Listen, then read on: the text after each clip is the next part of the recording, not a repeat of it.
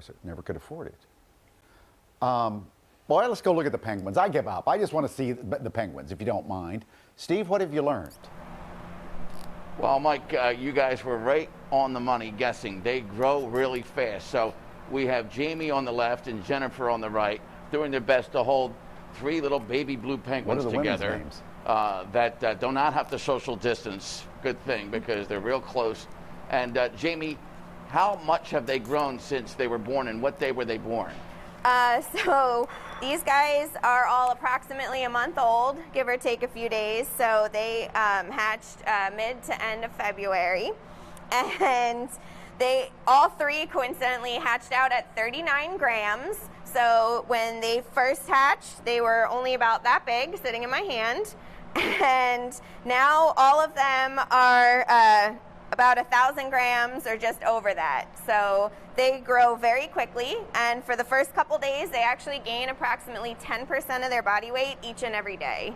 Well, coincidentally, right over your shoulder we see a full-grown, and that's a male, because I know the band is on the right, so yes. That's a male here in the exhibit. And so they don't have much more to grow before they become adults almost.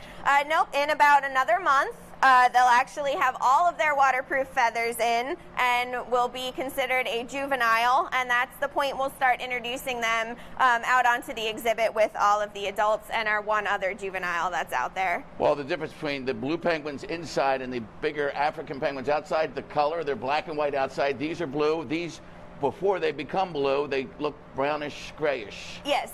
So the downy feathers on the chicks for little blues are a little bit more of a brown gray, whereas the African penguin chicks are pretty much gray, solid through and through.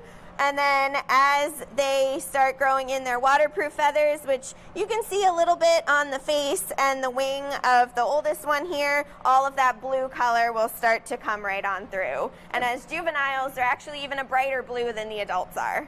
And the average person on the street thinks there's just one kind of penguin, but there's so many species from both ends of the world, from the Antarctica to Arctica and then in between. And these not quite. They're actually, all penguin species are found at or below the equator in the southern hemisphere. There are none found naturally in the northern hemisphere. But there are either 18 or 19 penguin species, depending on which literature you look up. And this one unique because these are the smallest? Yes. So little blues are the smallest of all the penguins, and they are only about 2 to 3 pounds as adults and stand at just 10 to 12 inches tall. And how unique was it to have a successful breeding and have 5 hatched? That was incredible. We are extremely excited that we had 5 of them hatch, especially out of the first clutch of our breeding season. It's taken quite a bit of work and a few years of figuring out all the key factors needed between water temperatures, amount of daylight, everything that we need to get them on cue to have successful breeding season. All right, we're looking at the exhibit, and there's those little boxes where the babies are inside. And explain this exhibit for us. Sure. So the nest boxes that you see out there are replications of what they use in Australia and New Zealand.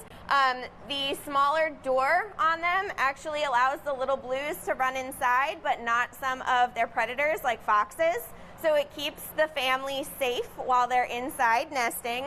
And both the male and female will take turns bringing in nesting material and to take turns incubating the eggs and rearing the chicks once they hatch. All right, so we're looking at a before picture here of the baby blue penguin, and I Googled and I found a picture of an adult blue penguin, how they look when they're full grown. And some adult blues, like this one I'm showing you, are known to want to breed a lot more than other members of the penguin species. That's very funny. There is your educational bit of the day. You can come see these along with the new black-tip sharks at the aquarium here in Camden, the Adventure Aquarium. So something to do if you got that cabin fever, winter's over, get out, let the kids come here, and it's kind of really educational great, as well as a whole lot of fun. Have a black and blue day at the aquarium. So the little penguin in the palm of the hand, is that a brown? Is the little bitty one in the palm of the hand brown and it's just a blue filter on the camera? Or is that thing blue? No, it's brown and gray, where that's their baby feathers, and then they grow, and then it becomes into blue. once they get the adult feathers growing in. Kind of like baby teeth giving way to the adult teeth in a human, I think. Yeah, I think that's just...